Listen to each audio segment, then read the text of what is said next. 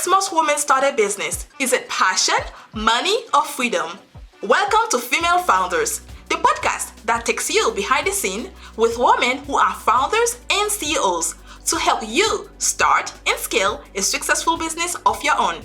I am your host, Nagelia de Ravin.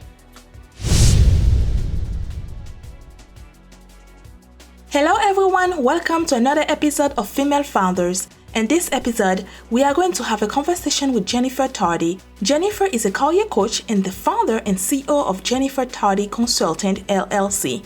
Jennifer's mission is to make it easy for employers to find, attract, engage, and hire more job seekers, and also a passion for increasing diversity.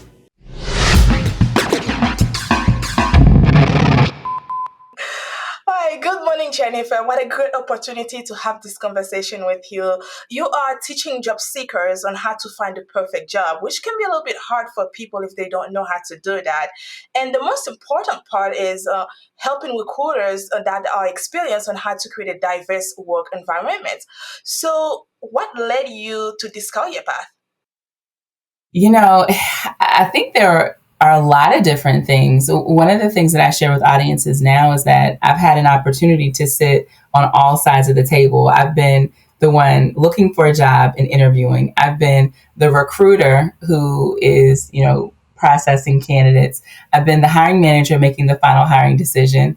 And even on the other side, I've led recruiting functions as well too. So I've been able to see things from so many different angles that I was able to see that there is a problem. And not even that, I was able to confirm that there is a problem. And as I started looking for training for my recruiters to help them to solve the problem that is identify bias and find solutions to increase diversity within organizations, that's when I realized that there wasn't an immersive training out there. And you know what they say, if you can't find it, then you need to create it. And so in 2017, that's when I started the process of creating solutions.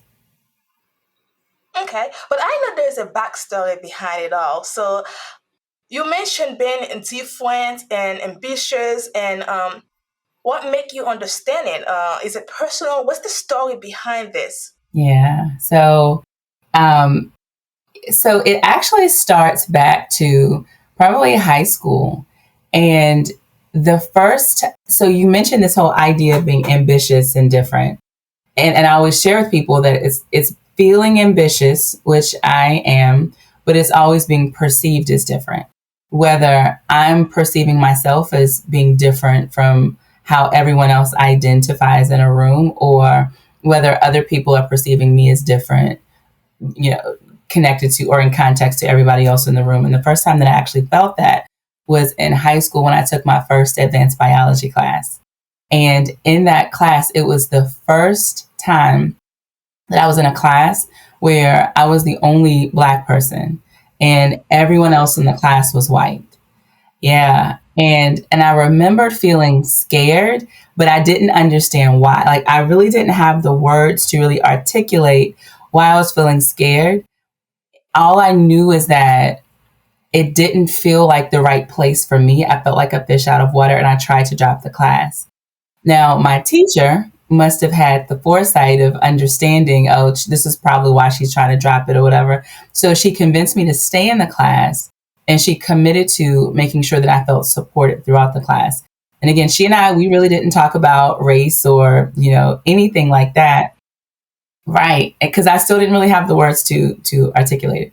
And I'm glad that I actually stayed in that class, because what was next for me was going to college. And so here I am on the campus of Virginia Tech, 26,000 students, and only 4% of us were 4% of us were people of color. And so, to be clear, it wasn't that 4% of us were Black, 4% of us were people of color. So even a small percentage was Black. And that was when I finally received the phrase to describe that fear that I felt in high school. And the phrase was culture shock. When you take a person who is very used to, whose familiar space you see people who look like you in that space, but then when you take them out of that space and put them in a space where no one identifies like them, there's a sense of culture shock. So I felt it in high school. I felt it again when I went to Virginia Tech. But again, Virginia Tech prepared me for working. And my first job and my second job and everywhere I would go, the more ambitious that I was, the fewer opportunities that I saw other people who look like me. And so I didn't really know what to do about it. I didn't really know that there was something to do about it until I got into recruiting. And I bumped into, even before recruiting, I bumped into a person who would later become one of my closest friends, Sandy. And she started talking to me about like diversity, equity, and inclusion within context to corporate America or the workplace. And I was like, wow, I really want to do something about this. And it's so interesting that when I see other people talk about their journeys and why they're doing things connected to diversity, equity, and inclusion, it's a very personal thing that they can impact professionally. So I love it. And it was getting into recruiting. It was the first time that I was like, okay, I can do something about this. Like I can help to increase diversity within the candidate pool, but I wanted to do more. You see that ambition, right? And right. And then I started having access. I got into leadership, and leadership is a whole different ballgame. So it's like, how do we get more people into leadership? What conversations are they having behind closed doors? What are these unwritten rules to success, and how to get a promotion? And so from a personal standpoint, my own journey and my own experiences of being, really ambitious, but always being perceived as different inwardly and outwardly, really got me to a place of how can I help and how can I make the biggest impact? And I'll just say one other quick thing too, because I think this point is important, that right before I made the decision to leave the workplace and to be a full-time entrepreneur, just to go all in on this work, I was doing so many great things within my last company to really make change. And a woman who identified as a Black woman, she pulled me to the side and she said to me, I hate that you're going to leave here because you are making such an impact here. Like basically, can you stay here and help us at this company? Which was huge. It was huge. Number one, that somebody else was actually feeling the impact. And I loved hearing that. But number two, it sort of pulled at a heartstring. But I shared with her that I want to make a bigger impact because there are millions of you in all of these other organizations out here who are feeling the exact same thing. And I knew that in order to make that bigger impact, not only did I need to work with job seekers, but I also had to work with employers too, because it's on both ends. This idea of feeling different personally can create a lot of emotions like imposter syndrome, and it can affect your confidence. But I also had to work with employers as well too, because of their perceptions of people being different. Wow, this is awesome, But how do you feel when you're at the workplace and if you're a Black woman that's there? Do you feel like you get treated differently, or is it like a little bit equal but not really close? How do you feel about it, even before you leave your last job? It's, I would say now versus then. So like in the workplace, then it was almost like, let's see what she can do. So it was almost this space of is she enough? It's almost this question of, was she the quote diversity hire? Right? And people don't have to use the words to create that energy in these rooms and on these teams. And so that energy really impacted me in ways that I couldn't even process until now that I'm teaching this stuff, where it impacts. So the moment that you walk into a meeting and you're nervous, or you're working overtime to be doubly prepared. I don't know if doubly is the word, but to be twice prepared for the same thing. Like all of those feelings come from like this collective energy of, if you don't see too many people that represent certain groups, you do begin to wonder, are you in the right space and are they in the right space? And so, yes, that I used to show up in that way, feeling more nervousness and anxiety. But now the difference is like I truly understand my value. Like having that space to really understand the value, to understand what I bring to the table. I now can walk into rooms and say, wait until you get a load of what I'm going to share with you. Like, wait until you get to experience what I'm going to bring to the table. Wait until, you get to hear some of the great things that I have in store for today. And I'm not so much thinking about, if they think that I belong here, because I know that I belong here. One other quick thing that I'll say about this too.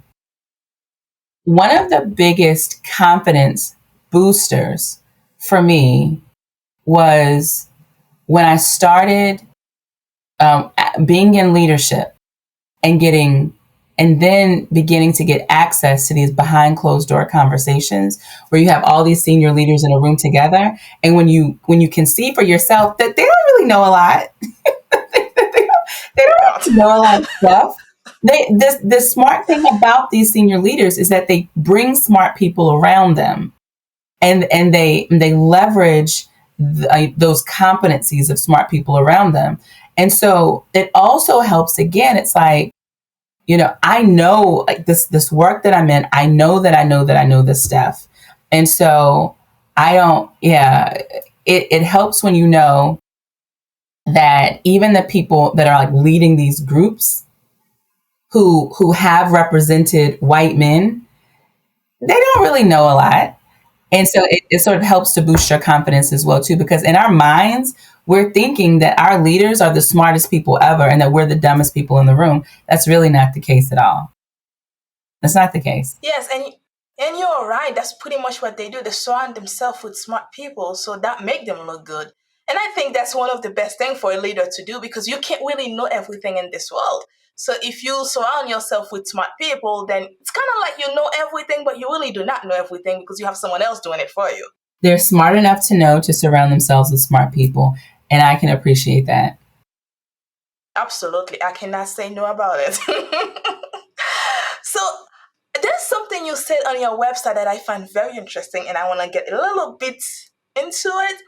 How did you feel when your supervisor get the job over you and you still have to train that person at the end? How did you feel about it? Yeah. So to sort of set context for people who may not have read the part, when I was vying for my first supervisory role, my supervisor at the time and we did the exact same work. They actually brought me in because the workload was too much for her. So they needed to like split her in half. And so they brought me in. So we were doing the exact same work. The only difference is there was like one or two additional people that she also supervised, which was great, right? And so she received a job, I think it was outside of the company. And so she was leaving. Either way, there was a vacancy for that supervisory role, which would have been my first step into being a supervisor. But but I didn't get that position.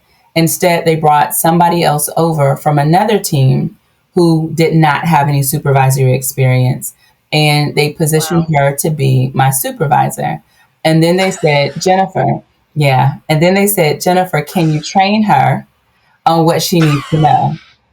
But, as ridiculous as it sounds, this happens all the time, all over, everywhere. And so it's this perception of who's qualified and who's not qualified. And so they perceived her as being more qualified for the role, for whatever the case may be, versus me. And so it was then that I realized this wasn't the place for me. And so I moved on to another organization myself. Yeah, but that is so silly, Jennifer. Super silly, because you know the job, you know what to do, you know the team. So I'm pretty sure the team already trusts you because you already been working there. So now you bring someone from a whole different department, yeah, which you have to train. It's like, really? Yes, but when you talk about how how bias shows up in the hiring process, how bias shows up in the promotional process. Things like this happen all the time on a regular basis with no true rhyme or reason as to why one person has gotten the job over the next person. And or there are all of these unwritten rules to what makes a person qualified. And so if I'm not privy to those unwritten rules and she follows those unwritten rules, that sort of gets her to where she needs to be faster. And so one of the things when I'm coaching job seekers, I'm talking to them, I'm providing them with insight on unwritten rules to success. But yeah, that But do you was a think that pretty has, good experience. Yeah. yes, but do you think that has something to do with perhaps they prefer her over you, or maybe because it's a color issue, they prefer? Do you think that has something to do with it, in your personal point of view? So it could have been all of it. It could have been all of it. I do believe that there's this idea of familiarity and comfort, right? Who would the manager who was then hiring the supervisor? Who did they feel more comfortable being in that role? Who did they perceive to be more confident to do that role? And you also have to. I think another part of this context too, which I do share with job seekers, is it's really important. And I was probably, 22 or 23 or something. And I'm almost 40 now. So this shows just how long ago this was. But it's this idea of, in order for you to influence the outcomes of your career, to have more successful opportunities in your career, you do have to gain a sense of other people's perceptions of you and your performance so that you can better influence it in a positive way. And one of the things that I didn't really connect the dots on at the time was my nickname at work was Casual JT, right? So they would call me. It's hilarious, the nicknames that we get along the way. But it was almost said as like a nickname of endearment, right? It's Casual JT, and they were calling me Casual JT because I wasn't dressing as formally as everyone else was. I wasn't coming in with a blazer on, but I would still come in with slacks on and a nice collared shirt, but I wasn't coming with the suits. And so there obviously could have been a connection to this idea that people were calling me Casual JT, even my supervisor's manager, that then informed the outcome of who became a supervisor next. Because if you're already thinking about me as Casual JT, and now it's time to think about who's going to become a manager, that can have something to do with it. And so now, I'm very aware of like what are the terms of endearment, like what are the nicknames that people have at work. Think about those things, because it can become ways in which we're conditioned, and then we begin to perceive you through that lens too, even though it was just supposed Yeah, to be. Yeah. yeah, I never think of it that way. It's just a nickname. They keep it Yeah. against you. Wow, But some people don't nicknames even are great. realize We that they're love doing nicknames. it. Some people don't even realize that they're doing it. But let me just say one other quick thing too. One of the things that I encourage my clients to do when they're in situations like this is to do your best to gain feedback, to gain the feedback that you need so that you can course correct if there's any course correction that's needed, right? But unless you're actually getting that feedback, I ask that they don't use their energy in trying to fill in the gap themselves. Because what typically happens is, in the absence of direct feedback from the hiring manager on why you did not get a position, in the absence of that, when you as a human being fill in that gap, you're very likely to fill it in with negative worst case scenarios that only impact you more deeply when you're vying for that next job. And so if I'm sitting here thinking, without really knowing from them, if I'm sitting here thinking, hey, I didn't get the job because I'm a woman of color, I didn't get the job because I was still in my early 20s and they saw me as too young, or I didn't get it because I'm casual JT. I could take that with me on the next one. And then I'm already positioning myself at a disadvantage, thinking now they're going to see me the same way they saw me. They're going to think that I'm too young, or because I'm a woman of color, I can't do it, or because, maybe I'm too casual or something. So we have to learn to let that go, as tough as it is, so that we can still show up strong for that next opportunity too. I love that tips. Thank Yeah, you. absolutely. Because we do that, especially Yeah. as women. We Yeah. just take all of these things with us wherever we go. It's like it follows us. It's like that's our best friend. Yes. Yeah, you're And right. it positions us at such a disadvantage, which is, and I'm going to sidetrack us for 1 second, but I think that I think that this can be helpful for people who are listening. Toxic workplace environments.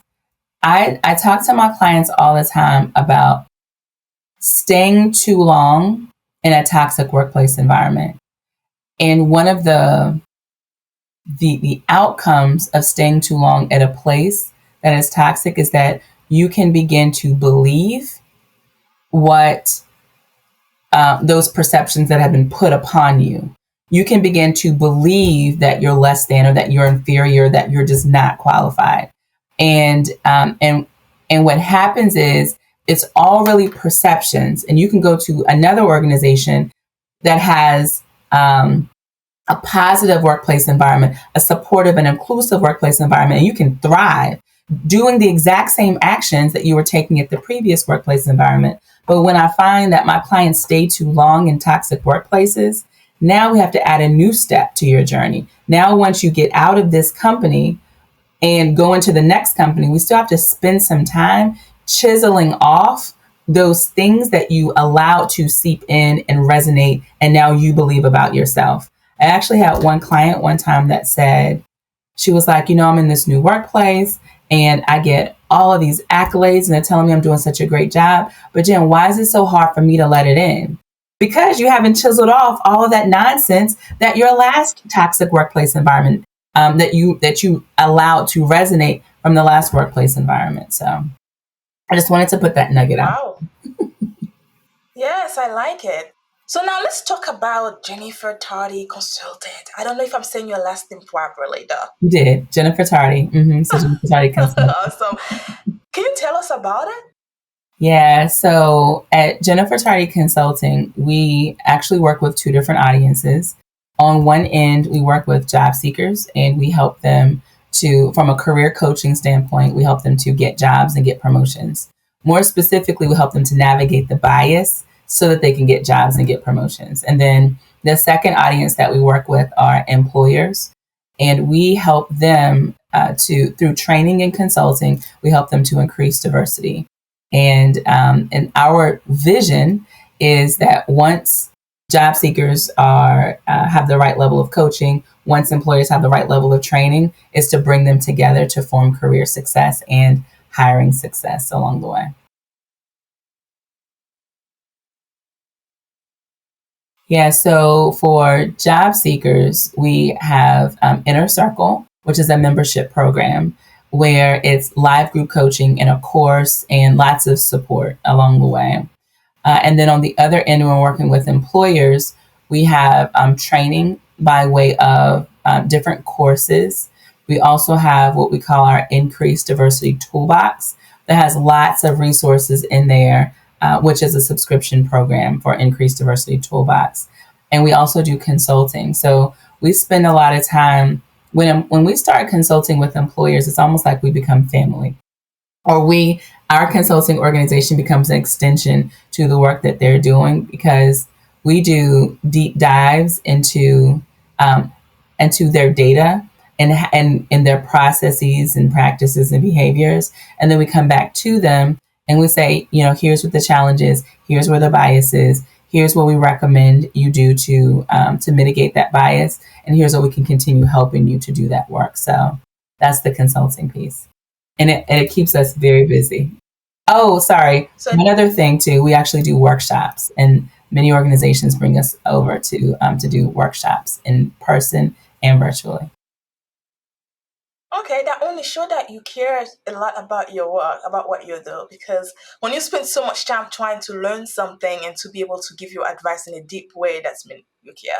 Oh yeah, and we geek out over this work too, and because we're a small yet mighty team. There are about 14 people, and we have partners that work with us as well to do this work.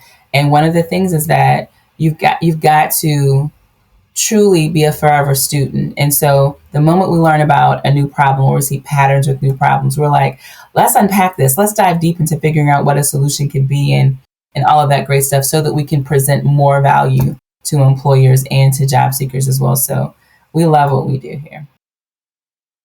Love it. So you have a podcast, but What about me? Can you tell us about it? I love all the research that you've done. So yes, it's our But What About Me podcast. And one of the things that we wanted to do is we asked ourselves, the job seekers, like our ideal client, what is the main question that they would be asking? And that's how we got the title of the podcast, But What About Me? It's like, it's looking through the lens of historically underrepresented populations and asking, what are some of their challenges and how can we create a podcast to provide solutions? And so each season we try to do something a little bit different. So like our very first season, we brought in guest speakers to talk about just different aspects. Our next season, our most recent season, we did live group coaching, not live group, we did live one-on-one coaching. So you can go on there, you can actually listen to like what the coaching experience would look like. And we're working right now on our upcoming season. So I have to keep quiet-lipped about that right now, but it's going to be pretty awesome. That is so uncool. I want to know. I'm like a little kid, when you want the candy. Mommy, give me the candy. I want the candy. Right. And I'll definitely keep you posted, but we're working behind the scenes of trying to iron it all out right now. But I think it's going to be, I know it's going to be very value add for the people who are listening to it. But I love the fact that you actually did one-on-one on a podcast. That's actually pretty cool. Yes, because what I realized is that there are so many people out there who have never heard of a career coach. And if they've heard of it, they're not quite sure what to expect during career coaching. So I said, okay, well, let's find some volunteers who want a career coach and who want it free, who would be willing to jump on the podcast. And we have lots of great stories along the podcast of just a myriad of things that people are trying to navigate. And we had a good time doing it. So I'm happy about it. Absolutely. So now let's talk about your book, Letters to My Girlfriends. So I'm buying one of them because I want to hear that letter, girlfriend. So what is it about? That is so funny. So I actually published that book back in like 2011 or 2012, a long time ago.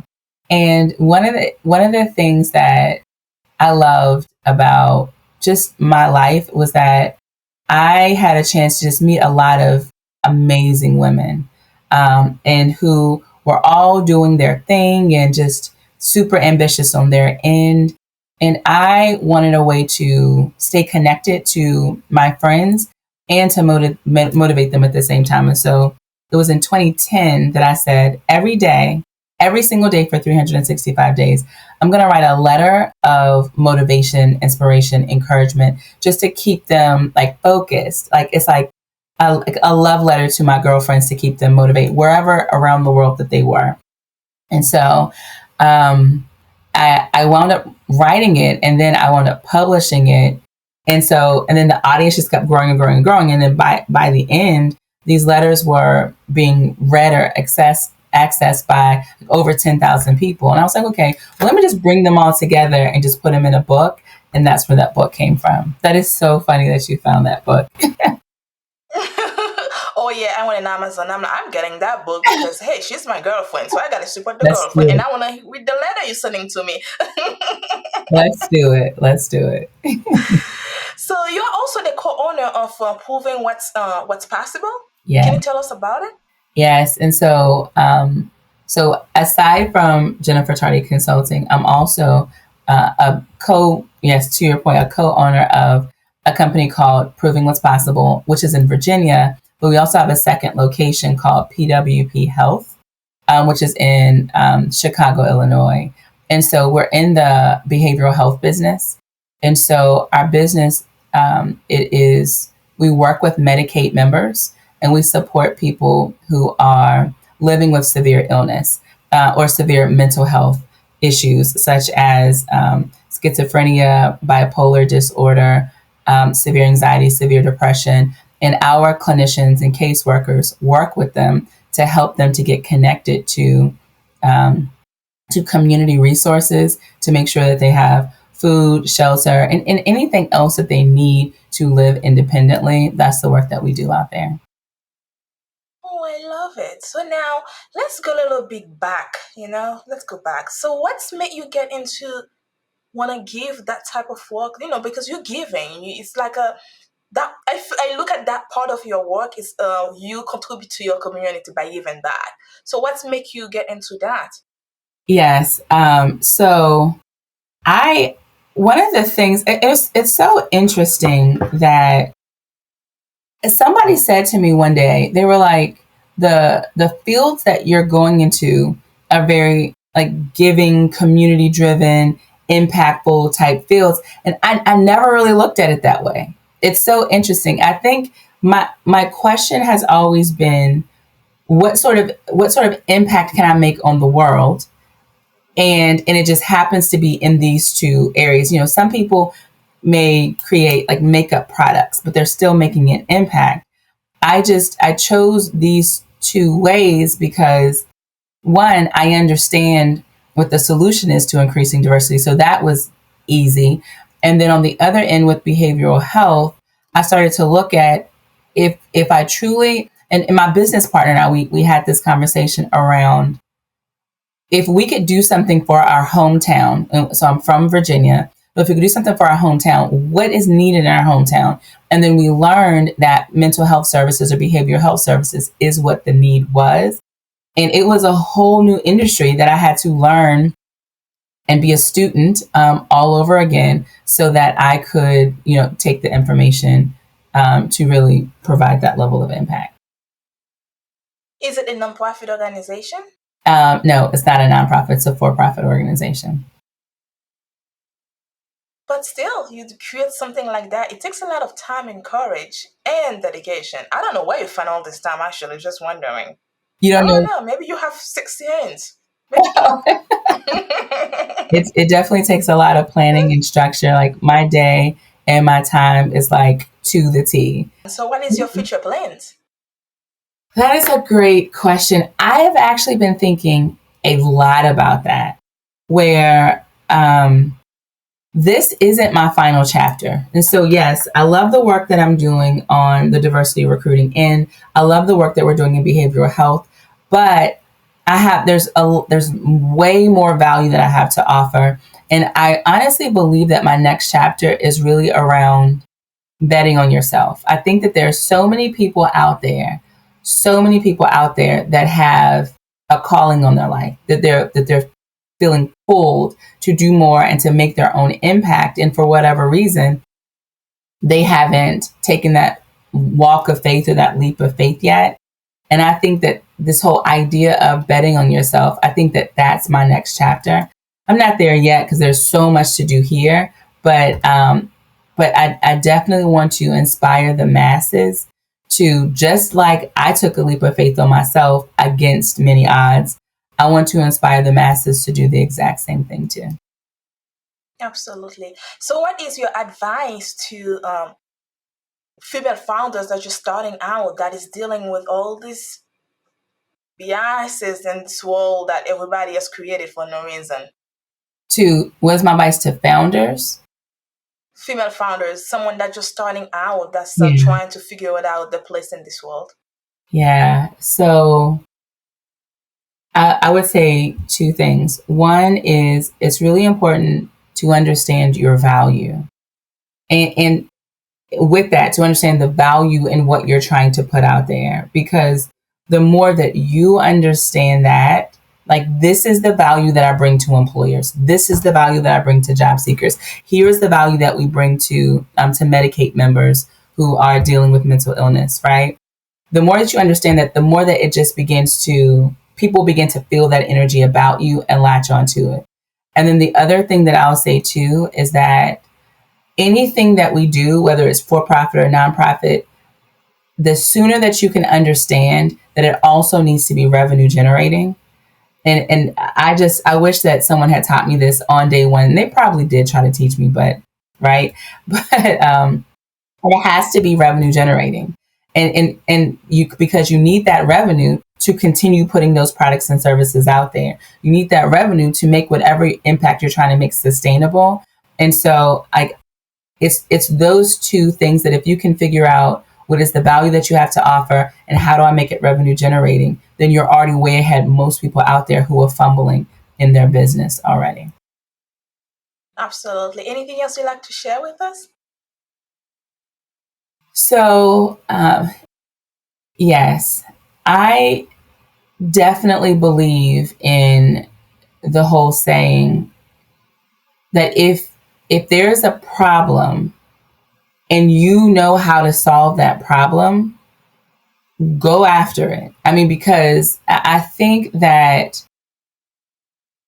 we don't lack problems out there. What we lack are effective solutions. And so if there's someone that's listening to this or that's watching this, I really want to encourage you to take that leap of faith for yourself and take the necessary actions forward and really hone in on what is the solution and how do I get the solution out there to the people that need the solution today. And that is all that making impact really is identifying the problem, finding the solution, and getting the solution out there to people. So I am really happy that you brought me on the podcast today. This was a really good conversation. Thank you. Oh, thank you, Jennifer, and I appreciate you taking the time to be in with us, and thank you for sharing your knowledge and your story, because a lot of women needs to hear that, or the woman actually went through it, did it, and rocking it in this world. Yeah, I agree. Great conversation with Jennifer, and kudos to Team JTC for all the great work doing to help companies create inclusive work cultures for job seekers. Thank you, Jennifer, for taking the time to have this conversation with me. And thank you for listening to this week's episode. Let me know your thoughts about this episode and how important is diversity to you in the workplace. To learn more about Jennifer, please visit www.jennifertardy.com. Thank you for listening to Female Founders Podcast. That's it for this week's episode. Be sure to follow us on your favorite podcast app or connect with us on womel.com so that you don't miss our next episode. See you next time. Bye for now.